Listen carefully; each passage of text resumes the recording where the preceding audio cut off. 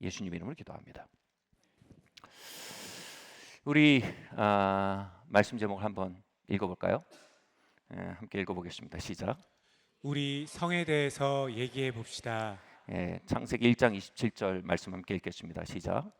하나님이 자기 형상 곧 하나님의 형상대로 사람을 창조하시되 남자와 여자를 창조하시고. 우리가 이 주일날 강단에서 왜 성에 대해서 이야기해보자고 할까요? 서양 속담에 이런 말이 있습니다. 진리가 침묵하면 거짓이 웅변한다. 지금은 정욕의 영이 세상을 제패하며 성에 대해서 웅변하고 있는 시대입니다. 어떻게 이렇게까지 정욕의 영이 거짓말하며 판칠 수 있을까요? 그것은 여러 가지 이유가 있겠지만 가장 큰 이유는 성에 대해 진리가 말하기를 침묵해왔기 때문입니다. 성에 대해 강단에서 말하지 않고, 성에 대해 성도들이 말하지 않고, 성에 대해 성경에 귀를 기울이고 그것을 배우고 가르치기에 주저했기 때문입니다. 제가 정욕의 영이라면 이 세대의 패권을 얻기 위해 먼저 저는 교회로 갈 것입니다. 그리고 그들에게 성에 대한 민망한 마음, 부끄러운 마음, 주저하는 마음을 주어 진리의 기초에 말하지 못하도록 위축되게 만들 것입니다. 그렇게 진리를 침묵시키고 나면 마침내 거짓이 패권을 얻을 수 있는 스테이지가 열리는 것입니다. 지금 그 일이 이 세대에 벌어지고 있는 것을 저는 보고 있습니다. 여러분, 아이들이 성을 어디서 배우고 있습니까? 포르노에서 배우고 있습니다. 핸드폰이나 블로그나 SNS에서 성을 배우고 있습니다. 헐리우드에서 성을 배우고 있습니다. 그리고 아무것도 알지 못하는 또래들에게 성을 배우고 있습니다. 저희 세대는 아시는 분들은 살짝 이렇게 고개를 까딱해 주시면 돼요. 썬데이 서울, 핫윈드 이런 잡지에서 성을 배웠어요. 세운상가에서 파는 비디오에서 성을 배웠습니다.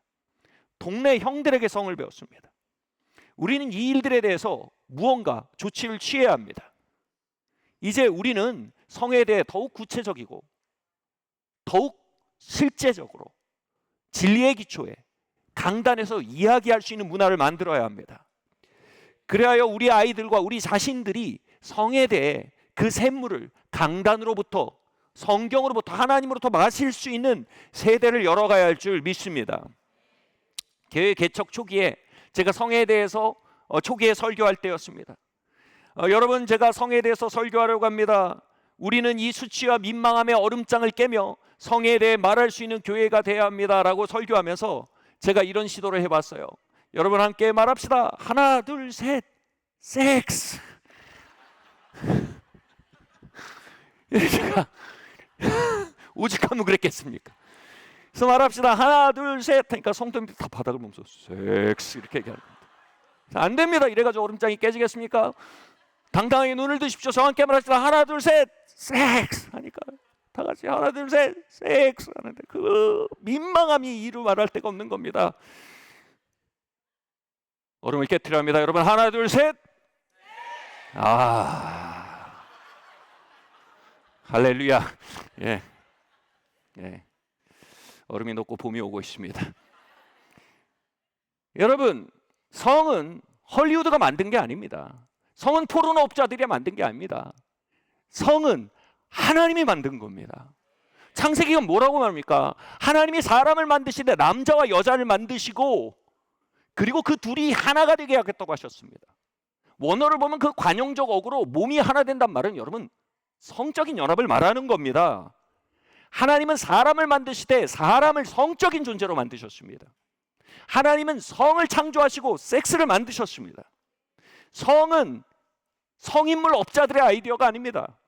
섹스는 또래 친구들이나 SNS가 만들어낸 아이디어가 아닙니다. 성은 하나님의 아이디어입니다. 하나님의 성을 디자인한 건 하나님이고 하나님의 성에 대한 목적과 의도를 분명히 가지고 계십니다. 우린 성을 하나님께로부터 배울 수 있어야 합니다. 성에 대해 성경으로부터 귀를 기울일 줄 알아야 합니다. 이 성에 대한 하나님의 창조 의도를 볼 수 있는 아주 좋은 교과서가 바로 우리의 호르몬입니다. 여러분, 우리가 성적인 자극과 성적인 체험을 할 때 왜 이렇게 좋을까요? 이 냉랭한 모자 왜 이렇게 좋을까요? 난 모르겠는데 왜 이게 좋을까요? 호르몬 때문이에요. 우리가 성적인 접촉을 할 때, 성적인 자극을 받을 때 옥시토신, 바소프레신, 도파민 뭐 이런 것들이 마구 분비됩니다. 옥시토신은 뭐냐 하면 상대방과 깊은 연결을 느끼게 하는 감정입니다. 호르몬입니다. 그리고 특별히 상대방을 향한 무한한 긍휼과 연민을 일으킵니다. 그래서 모성애를 일으키는 호르몬이 옥시토신입니다. 물론 남녀 모두에게 분비되지만 특별히 여성들은 성적인 이 연합에서 옥시토신을 많이 경험합니다. 그래서 그 대상을 정말 품어주고 잘 비옥하게 그 삶을 하고 잘 빚어나가고 싶은 그 마음이 마구 일어나게 하는 게 옥시토신입니다. 그 옥시토신을 건드리는 버튼이 바로 성입니다. 바소프레신은 뭐냐 하면 이 사람은 내 여자야, 내 새끼들이야. 그걸 지키고 보호하려는 전사의 심장을 일으키는 게 바소프레신입니다. 남자는요, 성적인 접촉과 성적인 경험을 할 때 대상의 바소프레신이 분비되는 경험을 합니다. 도파민은 뭐냐 하면요, 계속해서 그 행위로 돌아가고 싶은, 그 대상으로 돌아가고 싶은 마음을 일으킵니다. 성적인 연합을 할 때 우리는 대상에 대해서 도파민이 분비되므로 그 사람에게 계속 돌아가고 싶은 그 애틋한 그 목마름을 가지게 됩니다. 이렇게 우리의 몸에 있는 성과 관련된 호르몬들은요, 대상과 우리를 묶어주는, 성적인 대상과 우리를 묶어주는 반딩, 연합, 묶임, 우리가 흔히 말하는 본드의 역할을 합니다. 하나님은 우리의 몸에 본드로서 성과 연결되어 있는 호르몬을 주셨습니다. 여러분, 이 본드가 얼마나 중요하냐면요, 예전에 배를 만들 때, 요즘은 그렇지 않지만 예전에 배를 만들 때 나무를 이렇게 다 구별되어 있는 나무를, 서로 따로 자란 나무들을 모아놓고 그 나무를 엮었어요. 반딩했어요. 그리고 그렇게 지은 배에다 어떻게 합니까? 이주를 할 때 가산을 싣고 처자식을 싣고 나의 미래를 싣고 나의 모든 것을 싣고 어떤 섬으로 이동하거나 새로운 대륙으로 이동해 갔습니다. 그런데 만약 그 반딩이 약하다면요, 그 배는 얼마 가지 못해서 작은 파도에도 작은 바람에도 산산조각 흩어질 것입니다. 배의 핵심은 반딩이 강해야 하는 겁니다. 나무와 나무 사이에 반딩이 강해야 하는 겁니다.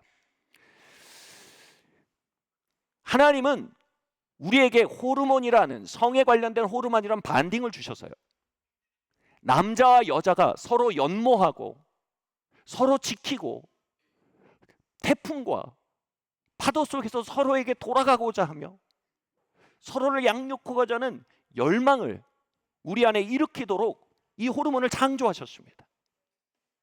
그런데 만약 이 반딩이 제대로 기능을 하지 못하면 어떻게 될까요? 여러분, 그 배에 과연 우리 아이들을 실을 수 있을까요? 그 배에 우리 미래를 실을 수 있을까요? 그 배에 우리의 부르심을 실을 수 있을까요?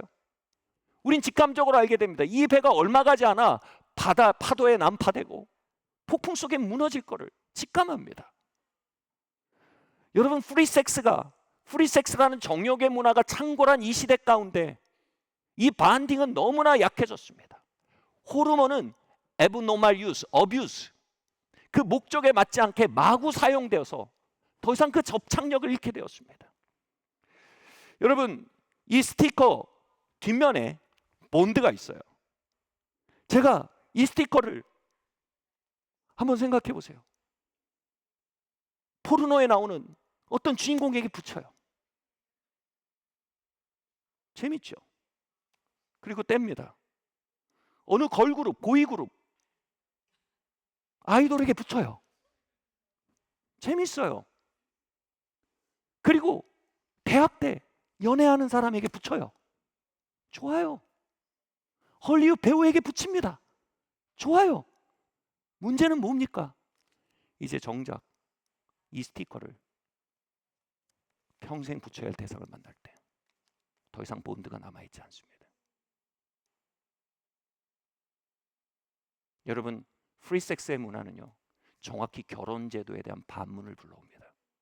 그 결혼이 더 이상 아이들을 지킬 수 없는 구조물임을 우리는 알게 됩니다.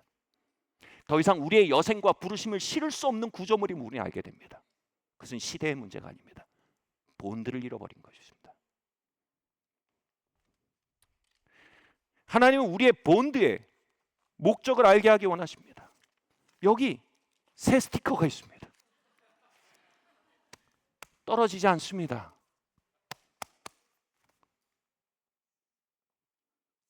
여러분, 스티커는요 이렇게 쓰는 겁니다. 한 번 떼서요, 한 번 붙이고 끝나는 겁니다. 결혼은 우리의 평생의 배우자의 반딩을 위해 주신 본드입니다. 아멘. 그렇게 견고한 반딩의 역사, 호르몬이 애브노말 유스, 어뷰스 되지 않고 목적에 맞게 활용될 때 그렇게 지어진 남자와 여자와의 결합은 비로소 하나님이 의도하신 다음 세대를 실어 나를 수 있는 견고한 배가 됩니다. 그 가문의 데스티니를, 부르심을 이루어갈 수 있는 견고한 배가 된단 말입니다. 그리고 그렇게 실어 나라진 부르심과 다음 세대는요, 하나님의 목적을 이 땅에 풀어놓을 수 있는 하나님의 전초기지가 될 수 있는 것입니다. 이렇게 하나님의 목적에 맞게 하나님이 주신 본들을 사용하는 자리에는요, 하나님의 의도하신 최대치의 즐거움이 또한 함께합니다. 이거는 실제로 아무 크리스찬과 관계없는 그 연구 자료들입니다. 연구 자료들에서 나타난 그래프가 있어요. 평생 자신이 가졌던 성의 파트너들, 섹스 파트너의 숫자와 성적인 만족의 숫자는 정확히 반비례하는 것이 조사 결과로 나와 있습니다. 우리는 풍성한 성생활이 파트너를 바꿔보고 프리섹스로 사는 것이라고 생각합니다. 그건 가장 빈곤한 성생활입니다. 성에 대한 진실은 이것입니다.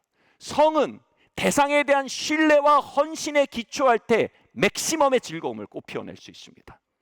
헌신과 신뢰는 바로 결혼이라는 평생의 서약입니다. 평생 한 대상과 성적인 연합을 누리는 이들은요, 이 땅의 어떤 그룹보다도 가장 충만한 즐거움을 누리고 있다는 건 과학적 증거를 가지며 실제적인 진실입니다.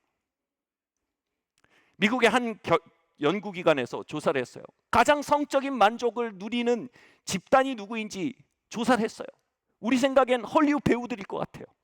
우리 그러잖아요. 막 성적으로 막 마음대로 하는 사람들을 막 헐리우드 스타일이라 그러잖아요. 헐리우드 스타일로 사는 사람들, 또는 무슨 포르노 배우들, 성 산업에 연루된 사람들 전혀 아니에요. 놀랍게도 조사 결과 1위가 뭔지 아세요? 거듭나고 성령 충만한 크리스찬들로 나왔어요. 성은 하나님의 작품이에요. 성은 하나님의 자녀들이 가장 잘 핸들링할 수 있어요. 성에 대한 지름길과 비밀 통로를 보여주는 것이 성경이에요. 그곳에 진짜 성이 꽃피고 진짜 성이 아름다운 열매들을 가져오며 진짜 성이 우리의 삶에 가장 큰 환희를 가져오는 방식이 있단 말입니다. 성은 헐리우드의 아이디어가 아닙니다. 성은 하나님의 아이디어입니다. 그럼에도 불구하고 우리는 이 프리섹스의 문화, 정욕의 문화, 거짓이 웅변하는 문화 아래서 우리의 성을 경영해온 크고 작은 흔적들이 있습니다. 우리는 어떻게 우리의 성이 스티커를, 이 본드를 잃어버린,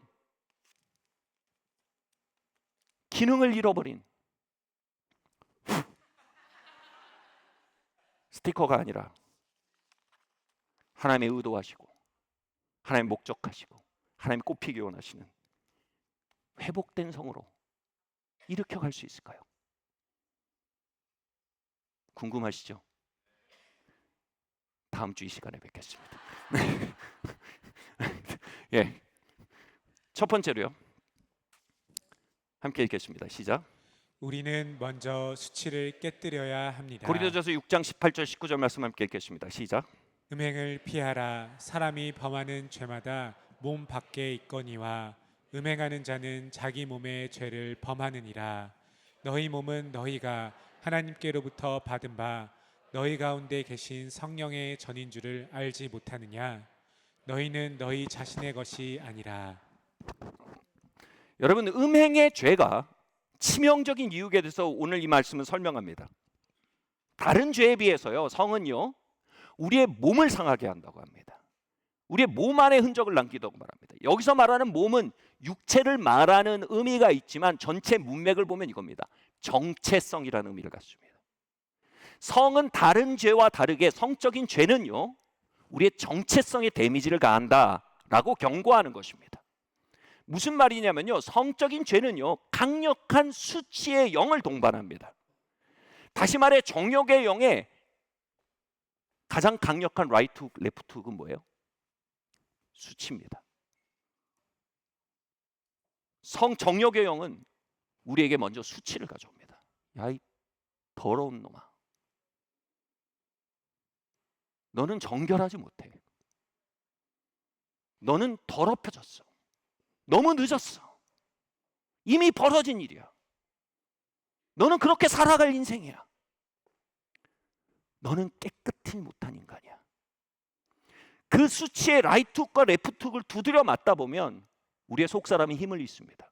그때 음란이, 정욕이 우리를 정복할 수 있는 단계가 되는 것입니다. 예수께서 가늠하다 현장에서 잡힌 여인을 다루시는 모습을 보면요, 어떻게 우리의 성을 회복시키시는지에 대한, 어떻게 우리의 반딩을 신선하게 회복시키시는지에 대한 아주 아름다운 가이드라인이 나옵니다. 예수님께서 이 가늠하다 현장에 잡혀온 여인이 돌로 치려는 무리에 둘러싸인 상태를 보고, 돌로 치는 게 뭐예요? 정죄하는 겁니다. 수치를 주는 겁니다. 그들을 물리치시고 말합니다. 나도 너를 정죄하지 아니하노니. 이것은 로마서 8장 1절에서 그리스도 예수 안에서는 결코 정죄함이 없다라는 선언을 시각한 것입니다. 먼저 예수님은요, 지금 음란의 문제를 가진 여인입니다. 성중독을 가진 여인입니다. 얼룩진 과거를 가진 사람입니다. 그에게 뭐라고요? 똑바로 살아라고 하지 않으셨어요. 뭐라고 하셨어요? 내가 너를 정죄치 않는다라고 하셨습니다. 여인은 그 눈을 올려다보고 자신의 정죄와 수치를 깨뜨리시는 그 능력을 경험합니다. 그리고 그에게 흘러들어간 그 일을 보고 예수께서 말씀하십니다. 그 다음에 이렇게 말씀해요. 이제 가서 뭐라고요? 다시는 죄를 범치 마라. 우린 반대로 생각합니다. 우리는 내가 성적인 죄를 그치는 어느 날 주님이 나를 의롭다 하실 것이다. 내가 이 성적인 문제들을 해결하는 어느 날 주님이 나를 의롭다고 칭해 주실 것이다. 여러분, 이 평행선이 성도들로 하여금 성의 영역에서 성결을 향해 나아가지 못하게 하는 가장 큰 장애물이 됩니다. 여러분을 붙들어놓는 건 여러분의 과거가 아닙니다. 여러분 삶에 벌어진 일이 아닙니다. 하나님의 의견과 여러분 사이에 있는 평행선입니다. 무슨 말인지 말씀드릴게요. 피할 수 없이요, 이걸 말씀드리려면 칭의의 교리를 여러분 또 설명해야 합니다. 여러분, 교회 안에 요즘 가장 큰 문제가 뭔지 아세요? 핵심 교리에 대해서 성도들이 잘 깨닫지 못합니다. 그게 어렵다고 생각합니다. 그래서 온갖 그냥 주변 이야기만 듣다 보면 설교가 만담이 되고 맙니다. 여러분, 우리는 핵심 교리를 깨달아야 합니다. 마틴 로이드 존스가 말한 것처럼 우리를 거듭나게 한 것은 칭의의 교리이지만 대부분의 사람들이 칭의의 교리를 이해하지 못한다. 그래서 영적인 침체 가운데 살아간다고 했습니다. 바꿔 말하면 우리를 구원한 칭의의 교리를 우리가 이해하기 시작하면요, 우린 영적 침체에서 일어날 것입니다. 음란에 눌린 삶에서 일어날 것입니다. 수치에 눌린 삶에서 일어날 것입니다. 그러니 잘 이해하려고 하셔야 합니다. 칭의의 교리의 핵심은 이것입니다. 레위기는 예수님의 칭의의 교리를 시청각 자료로 보여준 것입니다. 제사 드리는 자가, 예배 드리는 자가 나아올 때 흠도 없고 점도 없는 어린 양을 가지고 나아오도록 얘기합니다. 이것은 뭡니까? 우리를 위해 오신 흠도 점도 없는 하나님의 의 대신 예수 그리스도를 시각화한 것입니다. 그 예수 그리스도를 데리고, 그 흠도 없는 점도 없는 어린 양을 데리고 하나님께 나아가게 합니다. 그리고 어떻게 하냐면 예배 드리는 자로 하여금 어떻게 그에게 안수하게 합니다. 이 안수하게 할 때 어떤 고백이 있냐면, 나의 죄가 이제 이 어린 양에게 전가됩니다라는 믿음의 고백을 하게 합니다. 그것만이 아니에요. 이 어린 양이 가지고 있는 의가 나에게 전가되게 합니다라는 믿음의 고백을 하게 합니다. 다시 말해 예배 드리는 자가 깨끗하고 의롭게 되는 것은 우리가 의롭게 살아서가 아니라는 겁니다. 어린 양의 의가 우리에게 전가되기 때문이라는 겁니다.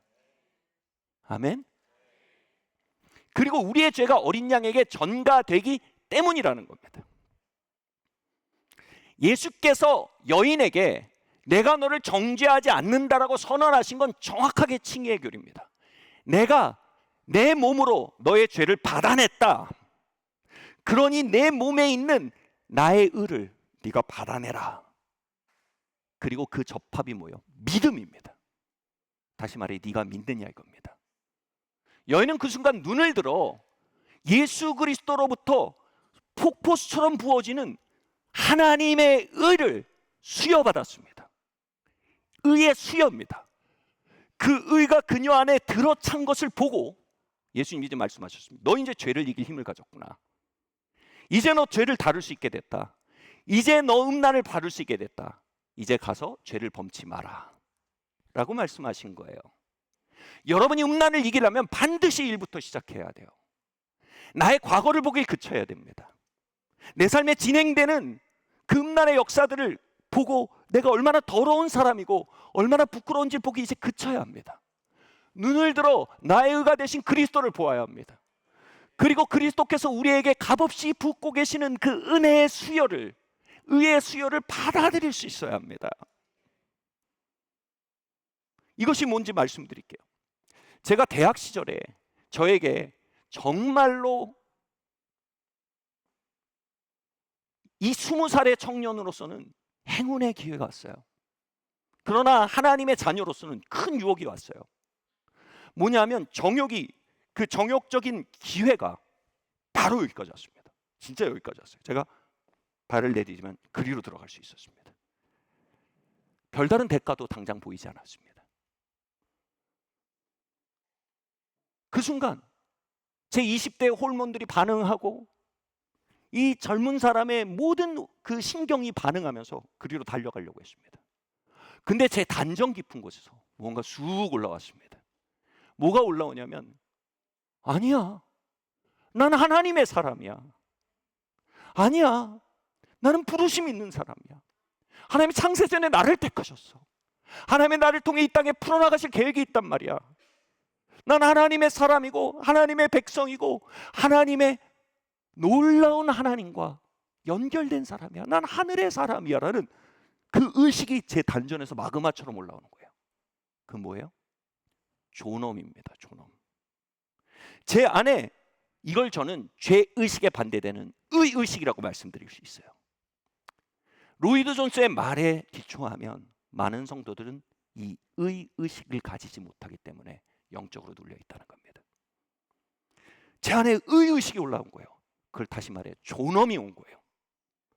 그 존엄이 내 안에서 푹 하고 올라오자 갑자기 그 30초 전까지 그렇게 달아 보이던 정욕이 갑자기 굉장히 누추하게 느껴지는 거예요. 이건 도대체 내가 먹을 음식이 아닌 거예요. 나에게 훨씬 더 좋은 음식이 있다는 걸 보게 된 거예요. 내가 이런 누추한 음식으로 내 식욕을 채워버릴 수 없다는 거예요. 나는 이보다 나은 사람이라는 걸 너무 알겠는 거예요. 그 순간 저를 뒤로 하게 한 건 단순한 두려움도 아니었습니다. 율법도 아니었습니다. 저를 그곳에 뒤로 하게 한 건 제 안에 가득 채운 존엄 의식이었습니다. 아, 목사님 그럴 수 있습니다. 목사님 20대 때 신학교 가시고 기도하시고 헌신의 삶을 사셨기에 그렇게 스스로 존엄하다는 의식을 가지실 수 있었죠. 그러나 제 삶은 진흙탕에 굴렀습니다. 제겐 존엄 의식이 없습니다. 여러분, 그 존엄 의식은요 1도 우리의 헌신에 기초할 수 없습니다. 1도 우리의 순종에 기초할 수 없습니다. 1도 우리의 삶의 히스토리에 기초할 수 없습니다. 거칠게 말하면 여러분, 그런 의식은 이단적인 겁니다. 그것은 모두 주님께서 값없이 우리에게 부시는 그 은혜의 기초에 있어야 합니다. 그때의 저와 지금 여러분과 지금의 저 모두 그 존엄의식의 유일한 상수도는 바로 예수 그리스도의 죽으심과 우리의 의롭게 하심입니다. 우리는 그 하늘에서 내려오는 의식, 그 칭의의 폭포 안으로 들어가는 법을 배워야 합니다. 예수님은 가늠한 여인을 그 칭의의 폭포 아래 두신 겁니다. 내가 너를 정죄치 않는다. 그 순간 눈을 들어서 너를 정죄하는 자가 어디 있느냐? 그에게 보이는 건 이겁니다. 값없이 부어지는 의의 선물입니다. 그 안에서 전례 없던 의식이 생겨. 내가 존엄하구나. 내가 이거보다 훨씬 더 가치 있는 사람이네. 내가 왜 이렇게 누추한 음식을 먹었지? 나를 위해 하나님이 훨씬 더 아름다운 음식을 준비하셨잖아. 그렇게 그에게 달콤해 보이던 것들이 급작스레 굉장히 허접해 보이기 시작한 겁니다. 그것을 먹고 있는 그녀의 영혼을 보았을 때 예수께서 이미 말씀하실 수 있었던 거예요. 여인아, 이제 가서 죄를 범치 마라. 여인은 그러지 않았어요. 어떻게 해요? 그러지 않았을 겁니다. 예, 맞습니다. 저는 이제 이 더러운 음식을 먹지 않을 수 있습니다. 왜냐하면 그녀 안에는 은혜로 말미암는 존엄 의식이 충전되어 있었기 때문입니다. 사랑하는 여러분, 우리는 그 은혜로 말미암는 존엄 의식으로 매일 우리의 영혼을 비옥해야 합니다. 그 은혜로 먹고 맛보고 부비고 경험해야 합니다. 그것으로 우리의 영혼을 배불려야 합니다. 고린도 교회는요, 음란의 문제로 흔들리던 현대 교회와 같았습니다. 그 음란의 진을 무너뜨리기 위해서 바울이 편지를 쓰고 있습니다. 근데 그 편지의 내용이 기가 막힙니다. 고린도 교회 사람들아, 너희가 하나님의 성전인 것을 알지 못하느냐. 당시 문화에서 이건 굉장히 충격적인 이야기입니다. 성전이란 건 Holy of Holies라는 뜻입니다. 가장 거룩한 곳이라는 의미입니다. 고린도 교회 사람들아, 너희는 지상에서 가장 거룩한 사람들이야. 고린도 사람들이 그랬을까요? 에? 진짜? 그게 무슨 말이야? 그렇게 말할 수 있는 건 바울이 그들을 격려하고 싶었기 때문이 아니에요. 심리적 요법이 아니에요. 바울이 그 일가를 뿜어낼 수 있었던 건 바로 어린 양 위에 섰기 때문입니다. 바울은 알았어요. 그들이 어떻게 성전되었는지 안다면 그는 그 음행들에 대해서 뱉어내기 시작할 걸 알았어요. 이건 우리에게 맞지 않아. 이건 내가 먹을 음식이 아니야. 내겐 더 나은 삶이 있어. 내겐 더 나은 부르심이 있어. 내겐 더 나은 음식이 있어. 그리고 말했을 겁니다. 수치야, 너는 내가 누구라고 말하는지 과거에 기초해서 말하지만 난 이제 너랑 말하지 않을 거야. 난 내가 누구인지 말하기 위해 그리스도의 의 앞으로 갈 거야. 이전 것은 지나갔어. 난 이제 새로운 피조물이야. 이전 것은 지나갔어. 여러분, 순결은 과거에 아무 사건도 없었던 것이 순결이 아닙니다. 여러분, 그게 순결이라는 의식은 성경에서 온 게 아니고 유교에서 온 겁니다. 그것은 프리섹스주의만큼이나 위험한 율법주의이며 그것은 성경적인 성이 아닌 단순히 보수적인 사고입니다. 거긴 생명이 없습니다. 순결은 과거에 아무 일 없었던 사람을 말하는 게 아닙니다. 순결은 그 존엄을 십자가 안에서 회복해가는 사람들입니다.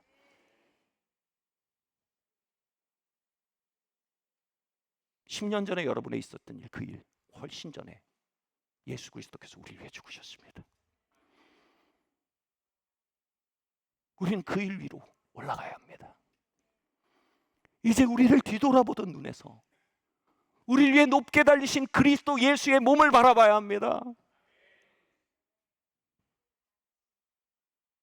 그리고 여인아, 너를 정죄하는 이들이 어디 있느냐? 여인아, 너를 향해 윽박지르는 수치의 영이 어디에 있느냐? 나도 너를 정죄치 않는다. There is therefore no condemnation. 그리스도 예수 안에는 결코 정죄함이 없다.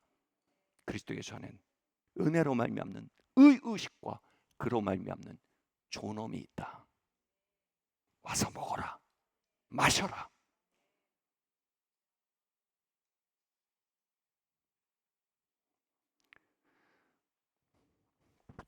사랑하는 성도 여러분, 여러분 그리스도 예수 안에 하나님의 의가 되었습니다.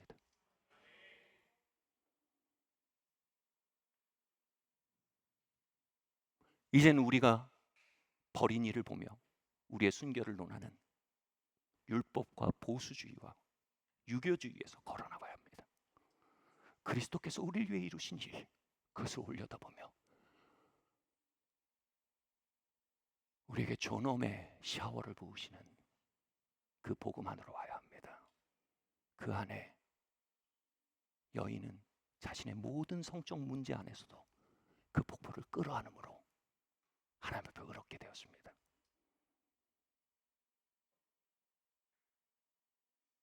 같이 말할까요? 예수 그리스도께서 나를 위해 죄가 되심은 그 안에서 나로 하여금 하나님의 의가 되게 하려 함이라. 그리스도 예수 안에 있으면 누구든지 새로운 피조물이라. 보라, 새 것이 되었노라. 아멘. 이 선언들은요, 우리를 향해 흉폭하게 라이트 훅, 레프트 훅을 치는 정여경의 오른손을 잡고 왼손을 잡기 시작할 겁니다. 나는 하나님의 의야. 거기에 역전이 일어납니다. 내겐 미래가 있어. 나는 새 피조물이야. 난 부르심이 있어. 나는 하나님 친 백성이 되었어. 하나님의 영이 내 안에 사셔. 나는 성전이 되었어. 그 존엄이 이제 우리에게 웅변하게 해야 합니다. 할렐루야.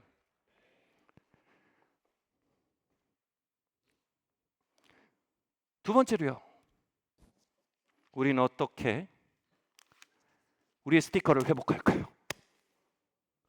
두 번째로 함께 읽겠습니다. 시작. 우리는 빛 가운데 행해야 합니다. 요한일서 1장 7절에서 9절 말씀 함께 읽겠습니다. 시작. 그가 빛 가운데 계신 것 같이 우리도 빛 가운데 행하면 우리가 서로 사귐이 있고 그 아들 예수의 피가 우리를 모든 죄에서 깨끗하게 하실 것이요, 만일 우리가 죄가 없다고 말하면 스스로 속이고 또 진리가 우리 속에 있지 아니할 것이요, 만일 우리가 우리 죄를 자백하면 그는 미쁘시고 의로우사 우리 죄를 사하시며 우리를 모든 불의에서 깨끗하게 하실 것이요. 아멘. 여기서 빛 가운데 행하는 라이프스타일에 대해서 말합니다. 그 라이프스타일은 그 칭의의 효력을 우리의 삶에 극대화시킬 것이라고 말합니다. 여기서 빛 가운데 걷는다는 말은 무엇이냐면요, 이렇게 설명드릴게요.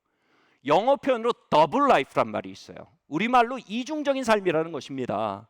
이 더블 라이프의 어감은 이렇습니다. 교회에 와서 저는 목사 노릇을 합니다. 장로 노릇을 합니다. 집사 노릇을 합니다. 성도 노릇을 합니다. 그런데 집에 가서는 온갖 것이 다 터져 나옵니다. 그 노릇 뒤에는 다른 얼굴이 있는 겁니다. 이 더블 라이프에 가장 많이 관여되어 있는 건 우리의 성욕입니다.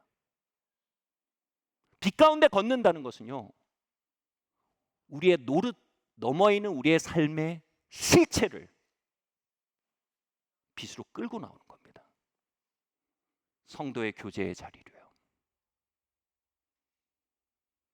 목사 노릇이 아니라, 장로 노릇, 집사 노릇이 아니라 한 명의 인간으로 자신을 개방하는 게 빛 가운데 걷는다는 맥락입니다.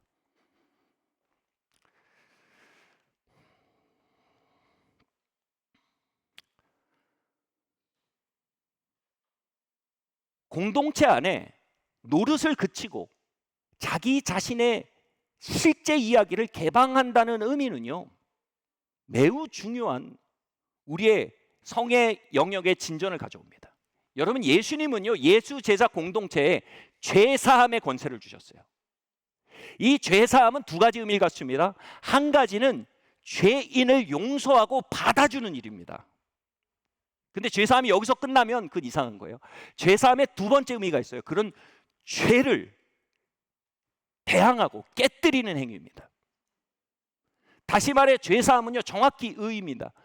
죄인을 사랑하고 죄를 미워하는 행위입니다. 죄인을 긍정하고 받아들이며 죄를 부정하고 파괴하는 행위입니다. 아멘. 이게 가능한 게 여러분 우리나라 사법체계나 어느 사법체계나 세상의 어떤 훈련에도 이건 불가능합니다. 이걸 가능케 하는 게 칭의 교리 안에 다시 하나 있습니다. 말씀드렸죠. 어떻게 하죠? 우리가 어린 양에게 손을 얹으면 우리의 죄를 그리로 전가시킵니다. 죄인과 죄가 분리됩니다. 그리고 어떻게 합니까? 하나님은 죄인을 받아주십니다. 그리고 어린 양을 파괴하십니다. 십자가 안에서 주님은 우리를 받아들이시고 죄를 대항하십니다. 이 신비한 죄사함의 권세를 교회에 주셨다는 겁니다. 그리고 그것을 최대화하는 것이 성도의 교제 안에 빛 가운데 걷는 라이프스타일이라는 것입니다. 우리 지난주에 있었던 러브 애프터 메리지 세미나에 아주 하이라이트 중에 하나가 스피릿 커넥션이라는 사역이에요. 우리 베리하고 로리 목사님이 앞에 앉으셔서 부부 관계 가운데 있는 문제들을 가지고 와서 거기 한 100명 정도 신청자가 계신데 그 앞에서 그 문제를 다루어 가는 사역이에요. 듣기는 좋지만 상당히 부담되는 자리예요. 왜냐하면 부부 사이에 있는 막는 장벽들은 보통 죄들이거든요. 많은 경우 성적인 문제들이 있습니다. 그런데 그것을 100명이란 사람 앞에서 빛 가운데 드러내고 사역을 받는다는 건 적지 않은 도전입니다. 그 이야기를 할 때 적지 않은 분들이 여기서 사역을 받으면서도 여기 100명에 앉아있는 사람들을 사실 힐끗힐끗 보십니다. 왜일까요? 내가 받아들여지고 있는지, 내가 거절되고 있는지 체크하는 겁니다. 제가 그걸 볼 때 제 영 깊은 곳에서 이런 비명소리가 일어납니다. 당신은 안전한 곳에 있습니다. 두려워하지 마십시오. 당신은 안전한 곳에 있습니다. 제 영 안에 있는 그 비명소리를 회중들이 똑같이 듣고 있었던 것 같아요. 그럼 이렇게 일끗일끗 볼 때요, 그들이 갑자기 박수를 막 칩니다. 그게 뭡니까? 우린 당신을 받아들입니다. 그리고 당신이 싸우기란 그 죄에 대해서 같이 싸워갈 겁니다. 당신의 싸움을 응원합니다. 우린 당신의 편입니다. 죄와 당신을 구별합니다. 우리는 그 죄에 대해 함께 연합하여 싸우며 그 죄와 싸우게 하는 당신을 완전히 긍정하고 완전히 환영합니다. 그 박수 치기도 하고 때로는요 막 기립박수를 칩니다. 그러면 이 사역을 받던 사람들이 어마어마한 돌파를 경험합니다. 죄가 그에게서 드러나고 떠나가기도 하고요. 어마어마하게 수치가 벗겨지고 하나님의 칭의의 역사가 실체적으로 그에게 부어지는 일을 합니다. 사랑하는 성도 여러분, 여러분 안전한 곳에 계십니다. 여러분 성의 이야기, 결혼의 이야기, 그 실체들을 열고 함께 기도하고 함께 울고 웃을 곳은 SNS가 아닙니다. 주말 연속극이 아닙니다. 로맨틱 소설이 아닙니다. 또래 집단도 동창회도 아닙니다. 바로 그리스도의 몸입니다. 여러분 그것을 개방할 수 있을 때 하나님의 회복의 역사가, 치유의 역사가 여러분 삶에 노도처럼 흘러갈 수 있다는 걸 여러분 믿으시기를 바랍니다. 안전한 곳에 있다는 뜻이 뭡니까? 바꿔 말하면 안전하지 않다는 게 뭡니까? 여러분 세상은 정말 안전하지 않은 곳입니다. 안전하지 않다는 건 첫 번째로요, 그 사람이 혹시 죄책감을 느낄까 봐 죄를 긍정해 버리는 겁니다. 사춘기 때 제 또래들이 그랬어요. 포르노에 대해서 아무 문제 없다고 말했습니다. 그리고 막 프리섹스의 삶을 사는 데를 오히려 영웅처럼 만들어 버렸어요. 죄가 문제 없다고 말하는 것, 위험한 곳입니다. 또 다른 위험한 곳은 어디입니까? 그들의 죄와 얼룩으로 인해 그 사람까지 미워하는 곳입니다. 그 사람까지 거절하는 곳입니다.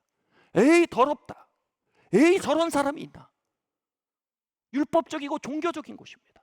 둘 다 매우 위험한 곳입니다. 안전한 것은 무엇입니까?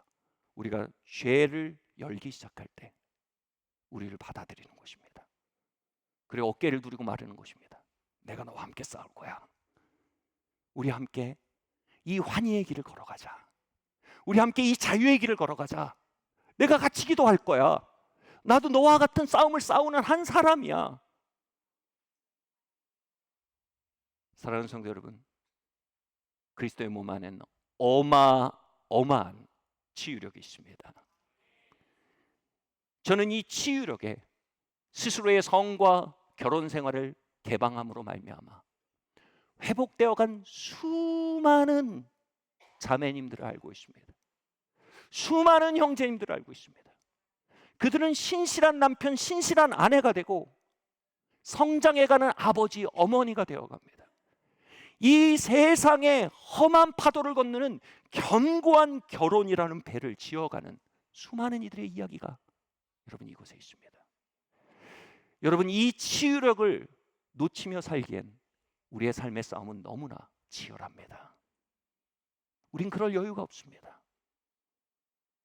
여러분, 예배가 끝나면요, 영적 해방 사역이란 게 있어요. 들어는 보셨나요? 신청하세요. 신청하고 개방하세요. 그들은 비밀 유지 서약을 한 사람들이에요. 여러분, 셀에서 날씨 얘기하고 끝나지 마세요. 여러분, 삶의 진짜 이야기를 들려주세요. 같이 기도하세요.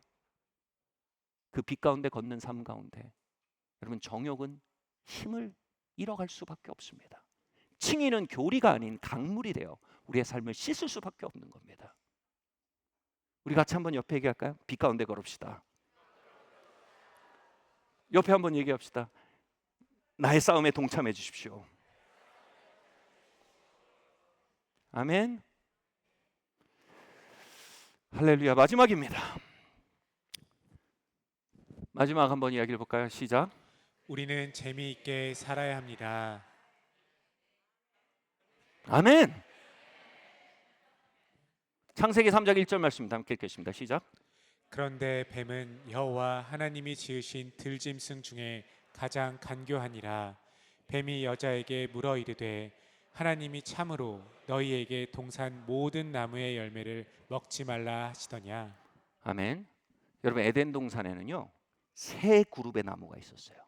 첫 번째는요, 신령한 나무였어요. 생명나무였습니다.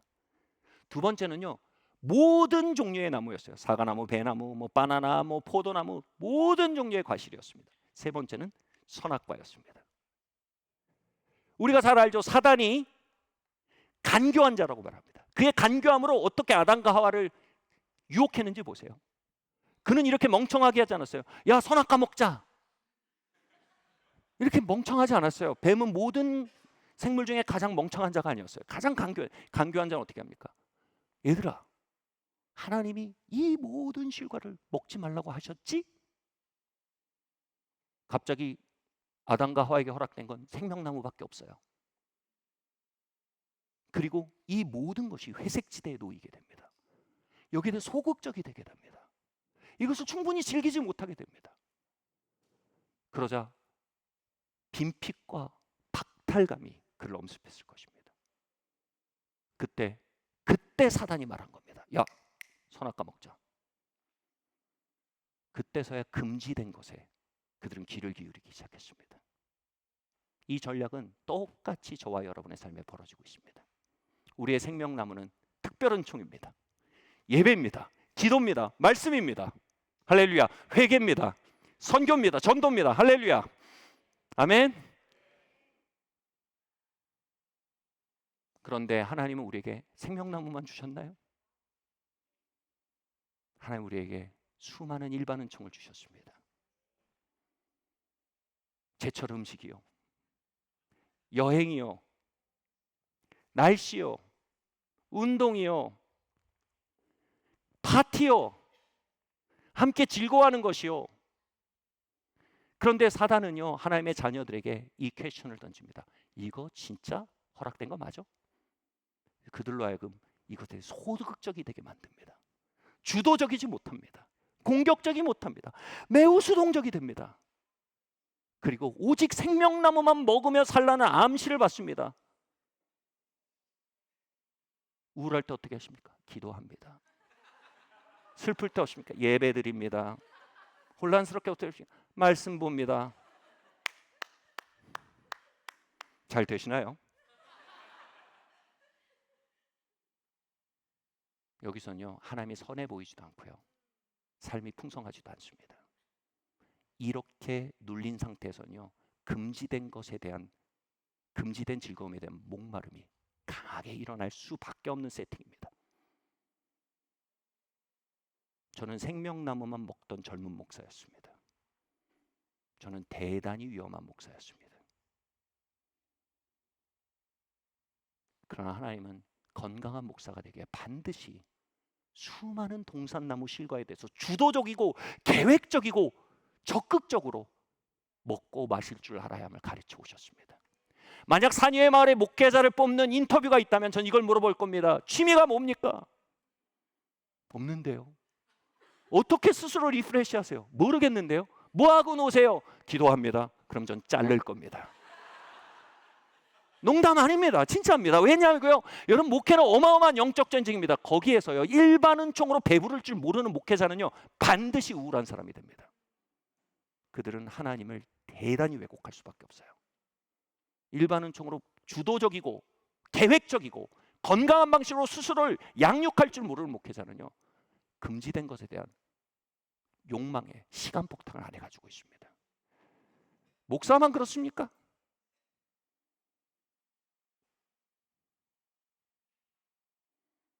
저는 장로교 목사입니다.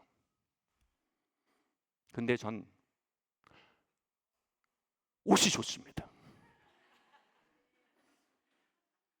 아침에 마음에 드는 옷을 입으며 삶이 아름답게 느껴져요. 저는 장로교 목사입니다. 근데 전 음식이 너무 좋습니다. 지난주에 러브 애프터 메리지 사역이 너무 아름답지만 또 빡빡해서요, 밤 12시에 돌아가서 뭐 했는 줄 아세요? 냉장고에서 안심을 꺼내서 혼자 필레미뇽을 해 먹었어요. 2번이나요. 안심 스테이크 구워서 새벽 12시 반에 먹었어요. 목사님, 진짜요? 하나님이 안심을 만드셨어요. 안심을 만드셔 하나님 찬양하면서 먹었어요. 하나님 생명나무도 만드셨지만 안심도 만드셨어요. 저는 목사입니다. 그런데 전 여행이 너무 좋아요.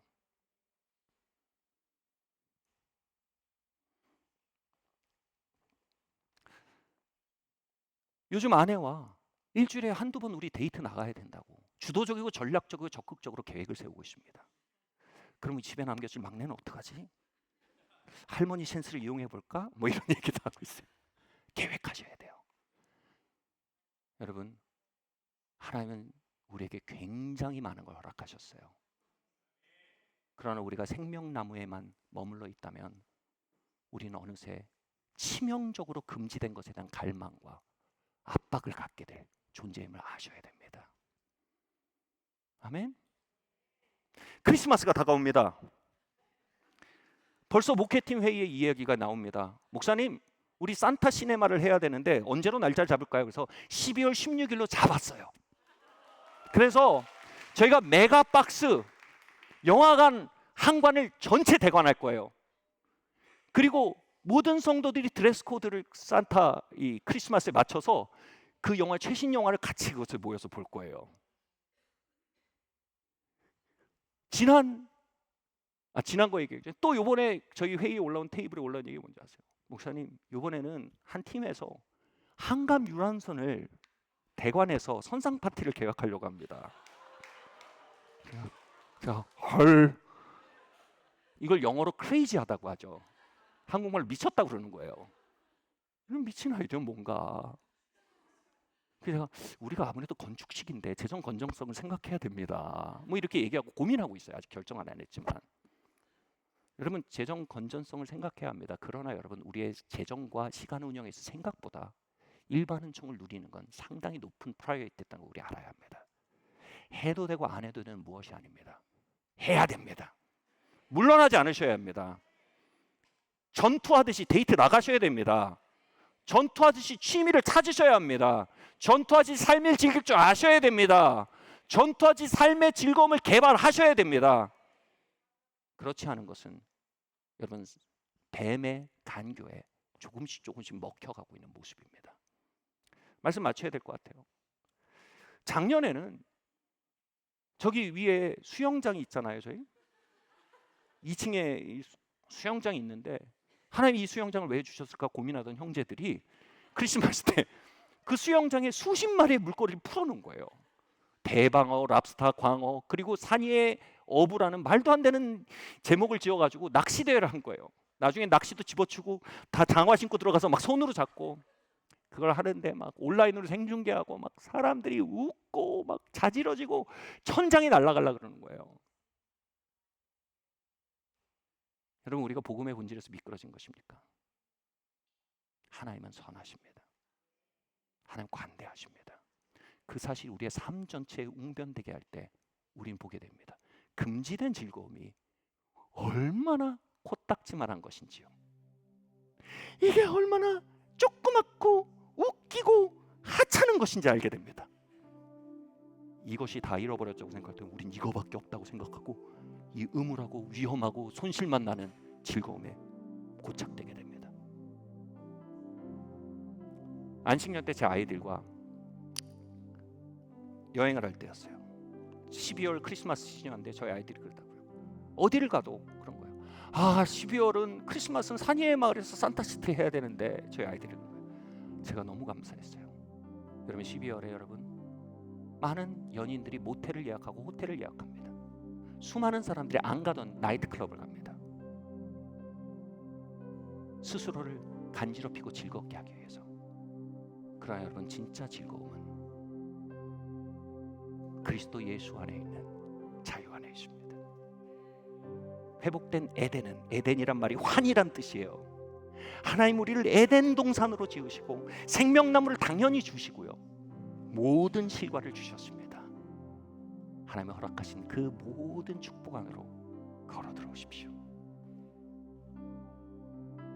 계획하십시오. 먹으십시오. 마십시오. 운동을 배우십시오. 취미를 가지세요. 건강한 사람들을 만나세요. 산책하세요. 여러분 좋아하는지 무엇인지 찾으셔야 돼요. 생명나무 안에서요. 이 모든 실과를 배워가야 합니다. 그럴 때 우리는 정욕에 대해 나중에 말하게 될까? 내가 왜 저걸 먹으려고 그랬지? 저 코딱지 많았고 저 혼란스럽고 나와 나의 다음 세대까지 위험할 만한 저 독이 든 불량식품을 내가 왜 좋아했지? 그렇게 하나님의 백성들은 환희의 백성들입니다. 말씀 마치겠습니다. 우리 그렇게 하나님 만드신 성이 원래의 목적에 봉사하도록, 원래의 자리로 돌아가도록 함께 이 길을 걸어가는 빛의 무리가 됩시다. 이 문화가 정욕의 문화를 삼키고 하늘의 환희를 이 땅에 시위하도록 여러분 삶을 그 에이전트로 들이실 예수 이름으로 축원합니다. 자리에서 일어납시다.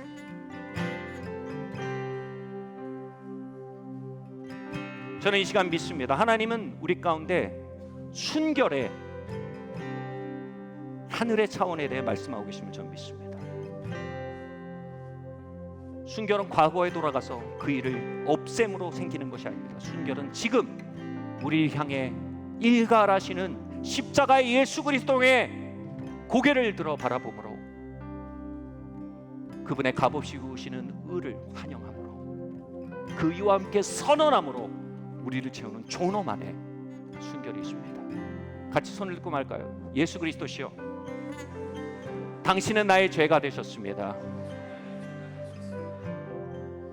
나 비록 가늠하다 잡힌 여인의 자리에 있을지라도 눈을 들어 그리스도의 의를 바라봅니다.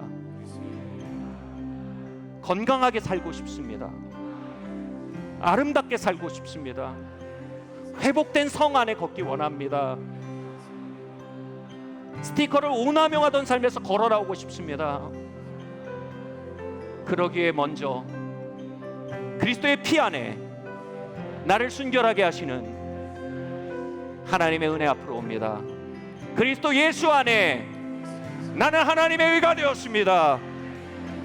이전 것은 지났으니 보라 보라 보라 보라 보라 새 것이 되었노라. 할렐루야. 아멘. 사랑해요 주의 자비 끝이 없는 내 모든 삶 모든 날 주의 손에 있네. 손에 있는 할렐루야. 내가 일어날 때부터 내가 일어날 때부터 잠들 때까지 또 잠들 때까지 노래해 주의 선하심을 주의 음성 불속에도 인도하네 저 어두운 밤 내 곁에 함께하네 주님은 내 아버지 주님은 내 친구 거하네 주의 선하심에 내 평생 신실하신 주 내 평생 주님 우리의 성의 영역에도 선하십니다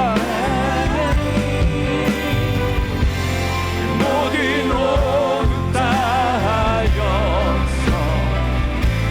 노래해 주의 선하심을 주님의 그 선하심을 주님의 그 선하심 날 따라오시네 고백하시라 그 은혜가 우리를 따라온다 그 관대하심이 그 자유케 하시니 죄를 미워하시고 죄인을 사랑하시는 그 신령한 복음의 역사가 우리를 채웁니다 주님의 선하심 할렐루야 너희는 옛적 일을 기억지 말라 보라 내가 새 일을 행한다 내가 광야의 생기를 사막의 샘물을 터뜨리노라 내 너의 삶을 물된 동산으로 빚어가노라 그 소리 들고 고백합시다 내 평생 신실하신 주 내 평생 좋으신 하나님 모든 오후 내 모든 오후 따여서 노래해 주의 내 평생 신실하신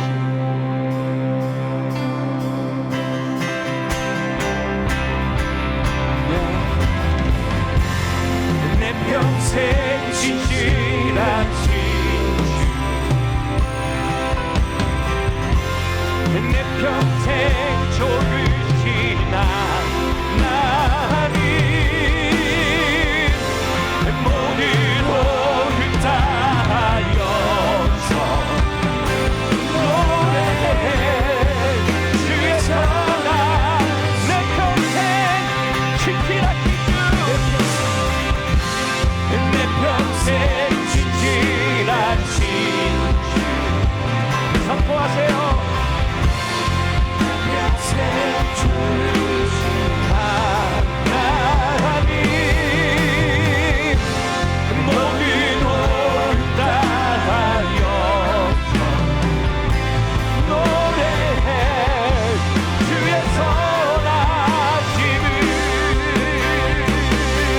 노래해 주의 선하심을 노래합니다 노래해 주의 선하심을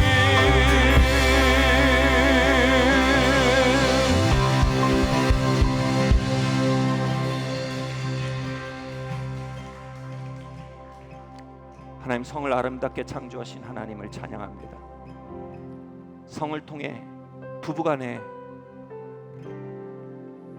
주님 환희를 허락하시는 주님 정력의 영이 결코 가져올 수 없는 성령께서 주시는 환희로 부부 가운데 강림하신 하나님을 이 시간 환영합니다 이 자리에 모든 부부들의 성을 축복합니다 이 자리에 있는 모든 싱글들의 성을 축복합니다 그들의 앞날의 결혼을 축복합니다 그들이 지어 올릴 배를 축복합니다. 그 배 안에 실릴 아이들을 축복합니다. 그 배 안에 실릴 수많은 예언적 목적과 하나님의 유업과 수많은 커리어들과 수많은 시간들을 축복합니다. 그리고 우리가 빛 가운데 걸음으로 이곳에 성결의 자유롭고 풍성한 성결의 문화, 환희 넘치는 성결의 문화에 보호막을 이것에 지어가는 한 사람이 되기로 결정합니다. 우리 같이 한번 우리 자신을 하나님께 봉헌합시다. 하나님 아버지, 이 시간 같이 말해. 하나님 아버지, 이 시간 나의 현재의 결혼과 미래의 결혼에 당신을 초대합니다. 나의 성을 지으신 하나님, 나의 성을 정욕의 문화에서 구별하여 성령 안으로 하나님의 통치 안으로 구별합니다. 나의 부부관계와 나의 성과 나의 가문과 나의 아이들을 하나님의 은혜로, 하나님의 거대한 환희로 축복하여 주시옵소서. 이 길을 걷기 원하는 우리의 심령 안에 값없이 의롭다 하시는 존엄이 우리의 영혼을 비옥해 하게 하여 주시기를 간구합니다. 예수님의 이름으로 기도합니다. 아멘. 자리에 앉으시면 되겠습니다. 이 시간